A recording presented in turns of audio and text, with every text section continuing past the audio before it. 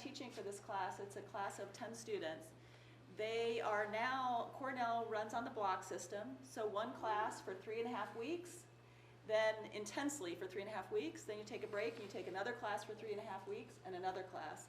So we are currently in day 13. This is day 13, is that right? Out of 18. The students in this class vary from freshmen to seniors. So for some of the students that will be up here today presenting, this is literally their second class in college. This is their second month in college. Some are art majors, some are education majors, and taking this as an elective, you might have a couple that are seniors in finance or econ, so a wide variety. So during this class, we are running a project that they have started with identifying a problem by someone that is not solved well today, and they have developed an idea for a solution to that problem, and they're going through the process to say, do I really understand that? They've done some customer discovery. Do I really understand that problem? Who has it? What does a solution need to do? Is there a market for this? How would I, if so, how would I price it? And how would I start to think about going to market with this? We haven't yet gotten to the point where they're trying to figure out operationally how to do it, or it's not fair to ask them to know exactly technically how they would solve this or design this. So we're kind of, 2/3 of the way through this. But this is their first presentation to anyone outside our class environment. And you being here and taking the time to watch and give them your questions and your ideas is really important, because this will help them reconsider their project, what should they do differently, and they still have the final presentations next week. So there is bonus points for students today, and I'm going to ask you all in the audience, I'm going to go around and pass out some little pieces of paper, which are your voting tabs, and then there's going to be, I'm going to put these bags over here. So after the presentations, I'm going to ask you all to allocate your 3 votes any which way you would want to these teams. The winning team will get some extra bonus points that go to their final grade. So this is high stakes, so thank you everyone for your involvement and input. When you think about the team, kind of how have they demonstrated that there is a legitimate problem and an opportunity to be solved, and how is the team doing in coming together around that problem and presenting that opportunity? All right, so with that, I'm going to ask the students, when you come up, the students are going to introduce yourselves. Introduce yourself really quickly, your year and where you're from as you start out. So the first team is Freezy Air. Woo!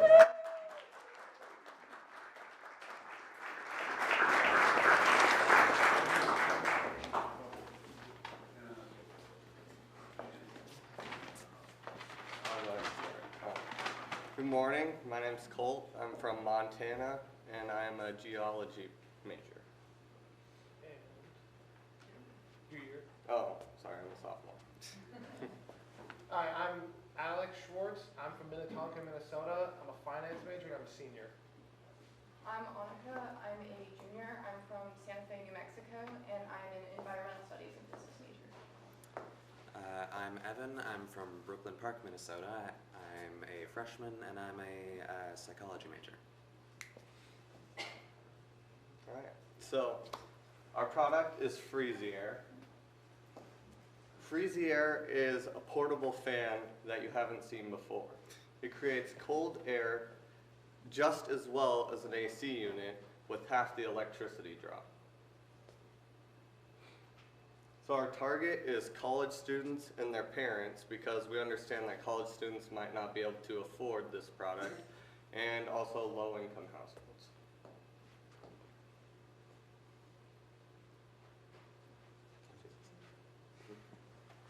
So the problems that college students seem to have faced from those that we've interviewed is that some have asthma, so they can't use like traditional fans or use no fan, because it causes them breathing problems from circulating dust and that sort of thing. And generally speaking, loss of sleep due to heat causing them to sweat, to toss and turn at night, etc., etc. Causes them their grades to drop, causes them to lose focus while studying, and that sort of thing. So with our product, we hope to solve many of these problems that the college students face throughout their time at college. So our solution is to create a fan that produces its own cold air, or cools the air in a specific room, while remaining quiet, portable, and less or more efficient than an AC unit or a box fan. And especially for those because many college students can't have window AC units because they draw too much energy from the grid that they're on. So this one will draw less than a third of what a window AC unit would use. So the market that we'll be going into is the portable fan market, because it's currently worth $594 million, and with projected growth of 3% by 2024. So with college students spending up to $33 billion on dorm furnishings and personal electronics, we believe that there is a legit market for us to go into. So as you can see here, these are the pros and the cons. Here are the pros and the cons. So for a window AC unit, it's not energy efficient, but it creates cool air, and it works in humidity, but it's not quiet, and it also does not need anything more than an outlet. And same with the swamp cooler, is energy efficient. It creates cold air, but it does not work in humidity because it requires water. And it's quiet, or it's not quiet, and it needs more than an outlet. Like I said, it needs water. And then the high-end portable fans are very expensive, but they are energy efficient, but they do not create cold air because they just circulate the air that's in the room. And they work in humidity, and they are quiet, but like I said, they don't create cold air, and they need more than an outlet. And then the Freezy Air, which is our product, has all of these, it's energy efficient, it creates cold air, it works in humidity, and it's quiet, and it does not need anything more than an outlet. And as you can see, these are all of our competitors, which are lower in value and lower in price, but ours is both higher in price, but you get everything that you're asking for. Okay, so the two main ways that we would distribute our product is through Amazon, because Amazon is the world leader in the online purchasing, and online purchasing is clearly a very growing market, and our product, we believe, isn't needed at the exact moment, so you can have a day or two to get it, so that wouldn't be a problem. And also Walmart, because a brick and mortar store isn't a bad idea, and again, we did say that we were interested in lower income households, and compared to Target, which is the other major distributor for retail stores in America, Walmart has about a $10,000 less average income, so that would help us attract lower income families. For advertisement, we chose Amazon, because again, we want to distribute on Amazon, so that would be a great way to start. Instagram, because we do want to attract college students, and Instagram is the best way to attract people through online marketing. And although it is more expensive, we believe that it's worth the cost. And we also chose Hulu because, again, we are trying to attract college-age students, and a lot of college students use streaming devices because cable is not available, and they do have ads, and we were thinking that, if someone's watching a show in the middle of August and it's really hot, and they see an ad for a fantastic product that could cool their room, well, that should just be perfect for us. And we have a customer acquisition cost chart. So here's our 3 ways that we would try to advertise. And as you can see, it would cost money, but we do believe that it would be worth it in the end. In the end, and we have a pretty high projection of how many customers we could attract, but we think it's viable in about maybe not 1 year, but maybe 5 years. And due to the margins that our product would hopefully have, it would pay for itself pretty quickly. And that's our product.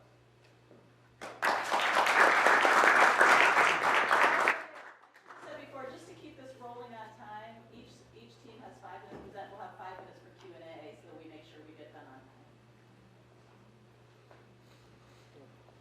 So any questions?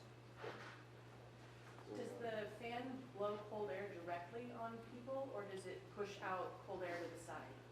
So our fan, it'd be like kind of like a tower fan or like a box fan, how you'd set it somewhere in your desired room, and then it would create the cold air that would then circulate cool air into your room.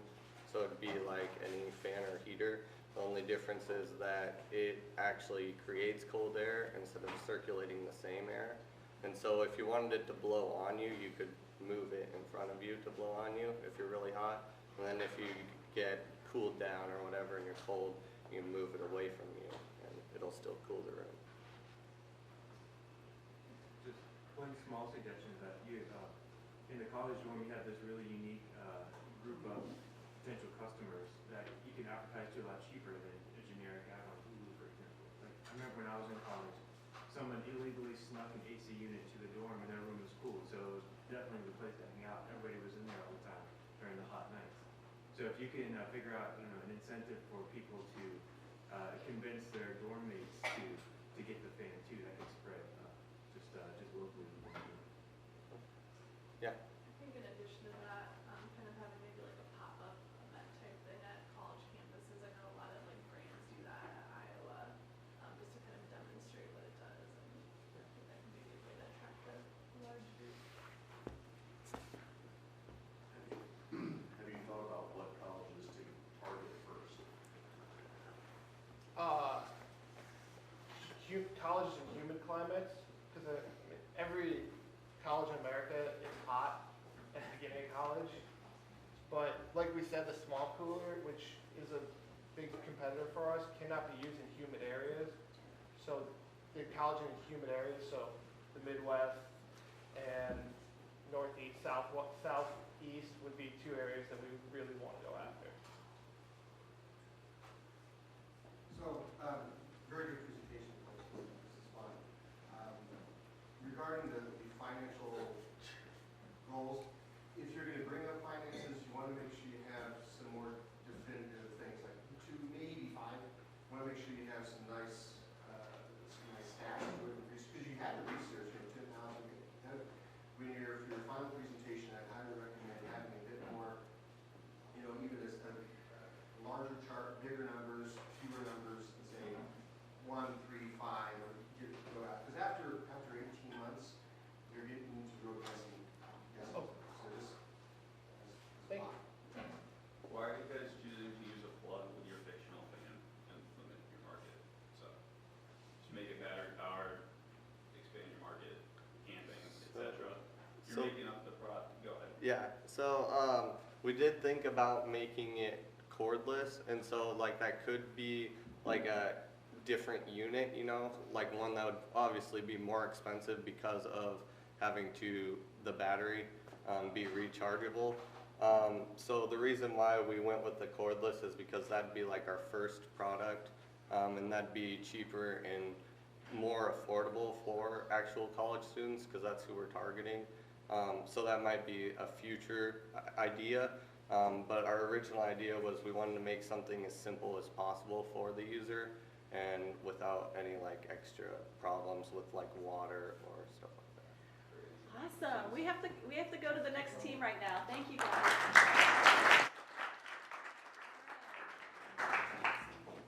So next up is smartwash. All right. I'm going to keep coming around to some of you for tabs. You'll get your voting tabs before the last team. Give me the clicker. Here you go.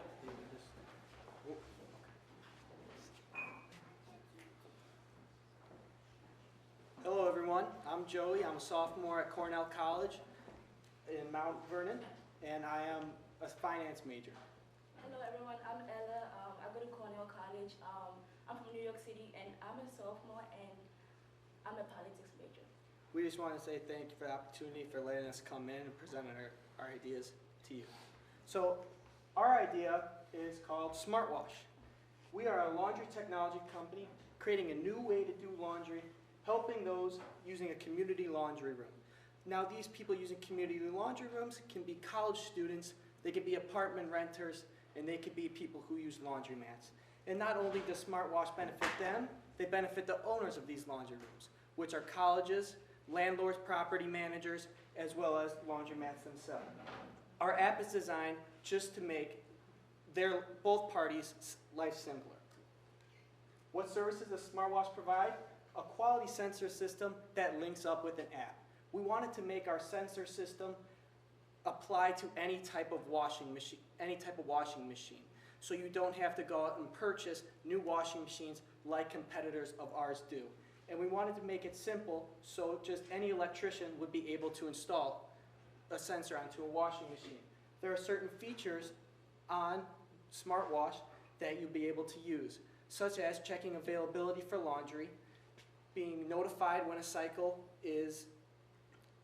a laundry machine will become available due to your preferences, as well as a point incentive system that benefits not only the owners, but benefits the users as well. And we wanted to keep the payment method for Smart Wash easy. So we wanted to include mobile payment method, coin payment method, and card payment method. We have two types of customers, which is the owners, which is college facility heads, laundromats, landlords, and property managers. Our second customer is the users, which is college students who lives in residence halls, and apartment renters, people who rent apartments like in New York City and California, LA, and other part of the world. So this is the problems our customers face. The owner's problem were complaints about laundry rooms being so messy, which is in college dorms. And the other one is cost of replacing laundry machines and dryers. So basically, it's expensive to replace machines and dryers, so they can't do anything about it. And then the problems with our customers is that the laundry being left in users' desired laundry machine, which means that like people leave their clothes in the machine and then they don't come get it on time. So which means that you get to touch other people's clothes and people don't like that, which is a little bit messy. The second one is numbers of washers and dryers available.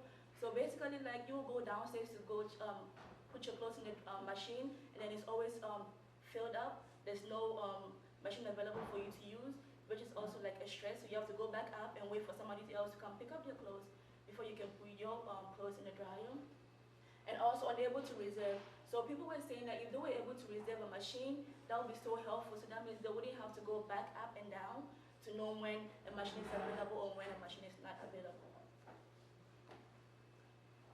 Fixing problems the Smart Wash way. So this is the way we want to fix the problem. We want to have like an installation sensor system which can connect to the mobile app on your phone.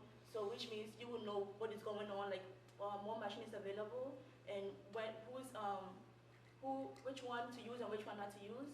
Also, we have like alert system, so which means like every 5 minutes you know like when to check your phone, when your laundry is almost ready to go pick out, and then put in the dryer so somebody else can use the machine too.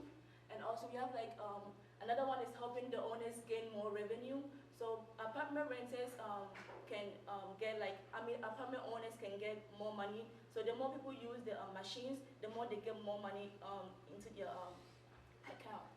We help owners gaining more revenue from their laundry machines by increasing the amount of times the apartment renters use their laundry machines. And how do we do this? Through our point incentive system.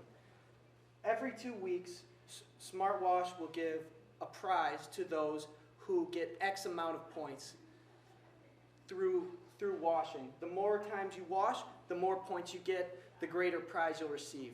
And this can range from movie tickets to pizzas, and if we have people incentivized wanting to get those, that'll turn more loads into revenue for the property manager, landlord.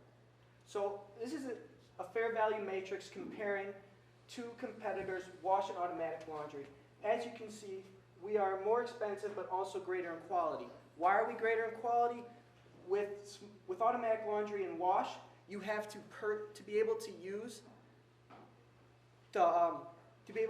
their company, you have to purchase their washing machines. To check the availability of them, to get notified on when you can use them, you have to purchase their laundry machine. So we want to make it easier for the colleges, apartment owners, want to make it easier for them to install and not have to purchase new washing machines. What is our marketing strategy? Well, where is smartwash available for purchase? We want to make it online or available by sales rep. As much as this product appeals to college students, appeals to apartment renters, we're not the one, we are unable to sell to them because we are selling our sensors to the owners of the community laundry room rather than the users. Where will we promote smartwash? We will promote it by having sales reps going door to door, get in the door with colleges around the United States, just to make our face well known.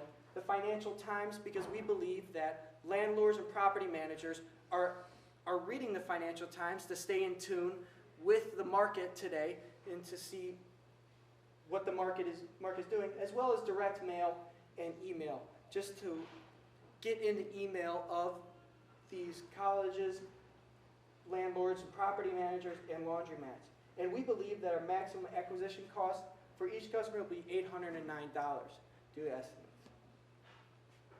We wanted to thank you for your time. Thank you for this opportunity.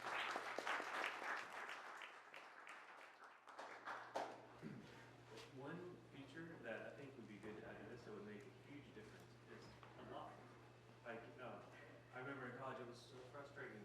You go down and unless you sit there and watch your laundry being washed all the time, other people would come and just take your stuff and dump it on the floor so they could throw their stuff in. Definitely. Or go shopping and pull out whatever they wanted and your clothes would be missing.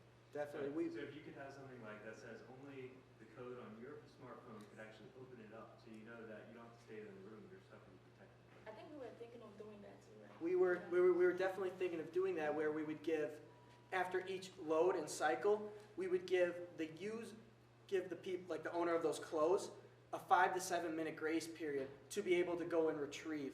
And if they're unable to do that themselves, we would want to give them a code that they can share with others, that they can punch in and retrieve their clothes for them. One on that, if that were the case, I was a frustrated guy throwing stuff out because people left it in for hours. Not on the floor, just to be clear. But I would say if you're gonna do that, definitely you have to charge them for that second load. Otherwise, they'll just let it stay in there forever and ever and ever and get old and nasty. The other thing is I would recommend you definitely focus on colleges and apartment complexes, only because laundromats outside of those contexts are cash business, and that's where the term laundering money came from. So they don't want to have a record in many cases of how many times they're being used and how much money they're making. They would really like to be in the cash business. So focus on people that are legitimate.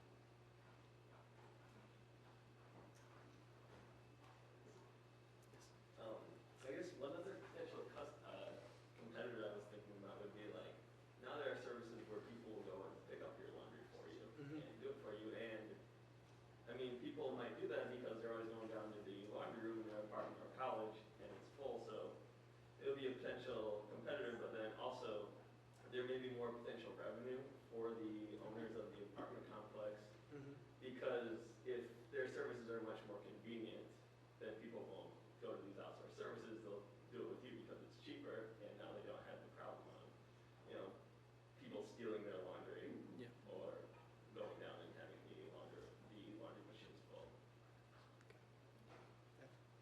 Yes. So you mentioned cost of acquisition was $809. $800, and that's per machine? And that was per, Machine and drying. no, $809 is how much cost to bring in one customer. How much we would cost on one customer. What is the actual device cost, and what's the incentive for the university to put 30 of these in, or for the apartment laundry to put 40? So the price of the sensor is $602.08. How we got that, when trying to reach out to competitors, they told us they are not allowed to share price information unless we were an institution or Wanting to like really purchase or a from them. firm, yeah, like a property managing firm. So we took the estimates of just a bunch of sensors out in the world, automatic door sensors, we took hunting cam sensors like motion sensors, and we took about 15 different, and we took the estimate of all them.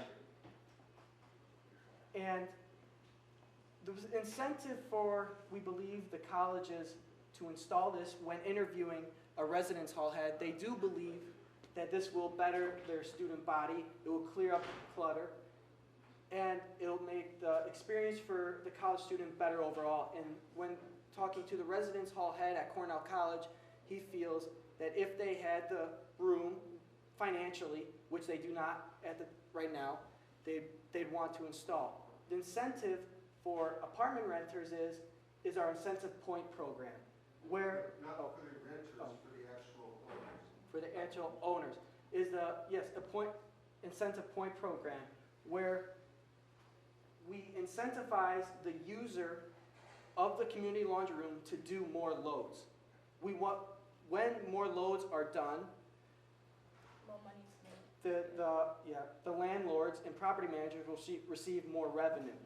And we'll incentivize them to do so by every 2 weeks. If you get X amount of laundry points, you'll be able to win a free pizza at Casey's. You'll be able to get discount on movie tickets or something like that. We believe that incentive will help increase the number of loads done in a laundry room and increase the revenue for these apartment renters. Awesome, thank you. Last team, if anyone has not received your voting strips, let me know. Have you received any?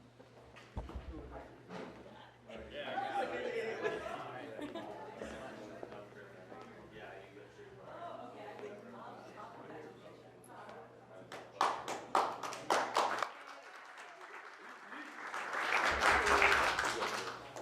All right, I'm Deborah Saramusin. I'm a junior at Cornell College, and my major is fashion styling.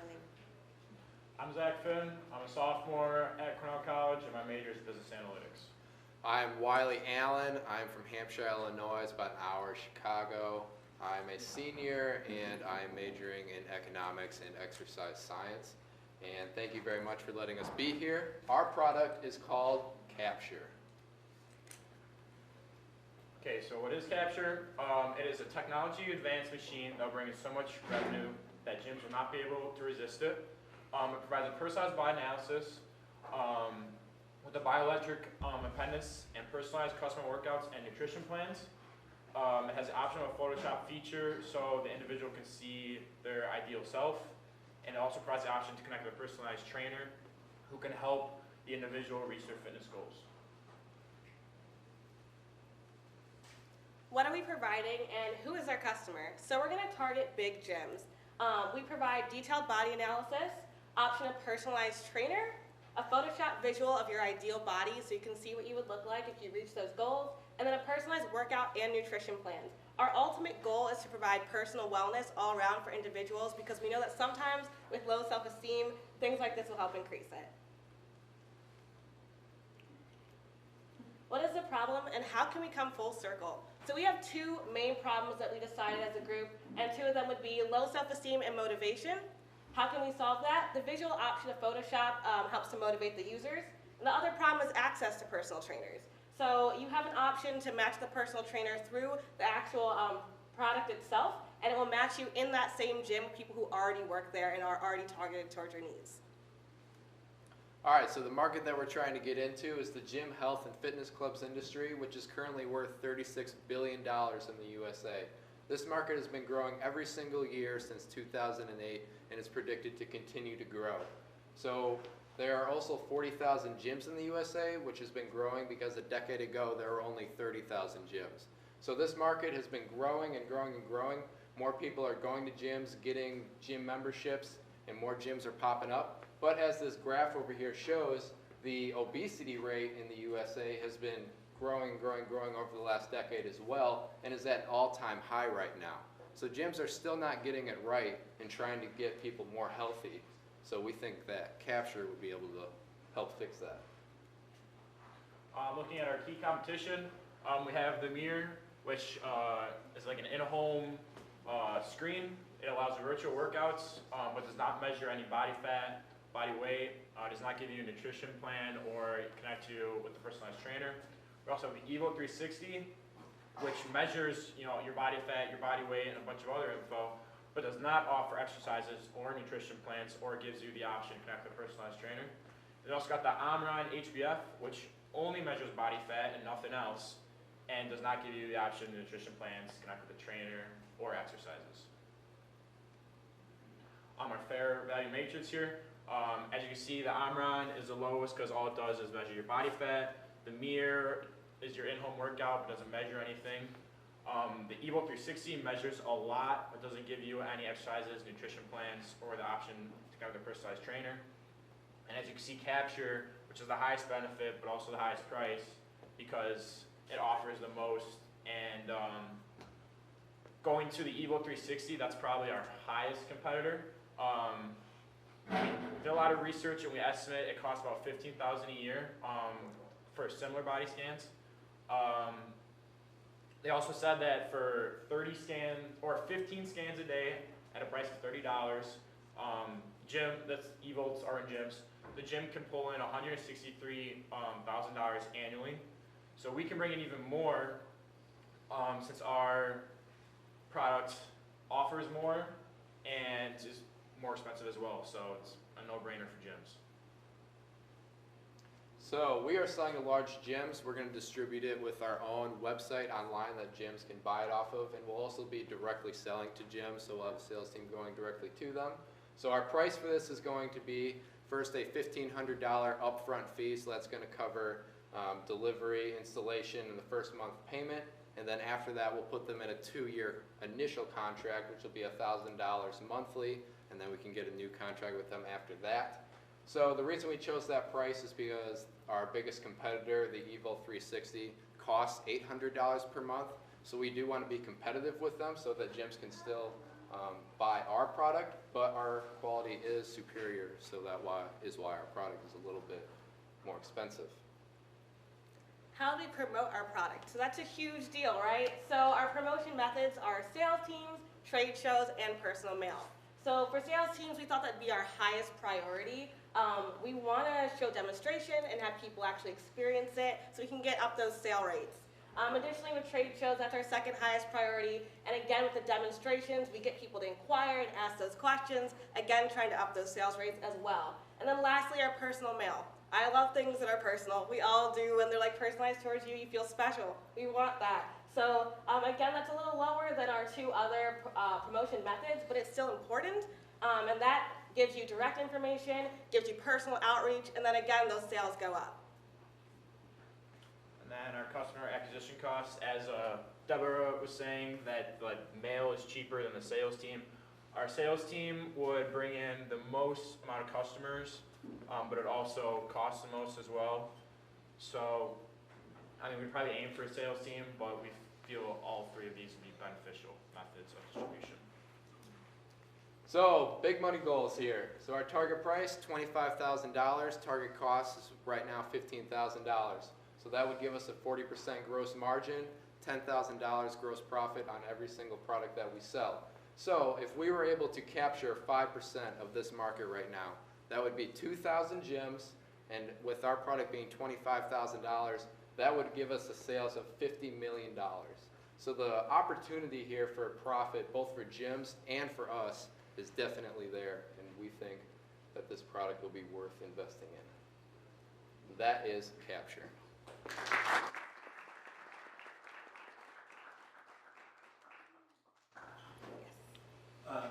In your financial model, what did you have for customer support built in? Supporting the product after it was live? We interviewed a lot of people, and they said that like the 2 biggest problems were they like wanted to go to the gym workout, but didn't know like, what kind of workouts to do. And then we asked them if they've ever like, thought about talking to a trainer, and they were like, well, yeah, but I mean, they want it to be more personalized, they said. So that's why our product gives you the option to connect with personalized training. It's a physical product, right? Yes. And did you work in what it takes to support that after point of sale? Like service it, you need Service, if it goes, breaks there's a down. problem. Correct, yeah. Yeah, we would provide that service, yes. Is that factored into the? Yes, your it cost? is in the cost and the price, yeah. Okay. Did you talk to many gyms in developing this idea? Yeah, so I actually talked to a gym that actually has the eVault 360. The lady that was talking to me was like, wow, like this product's really cool. She actually uses it herself. And a lot of people that come in the gym are at first a little hesitant about using it because they don't really know how it works.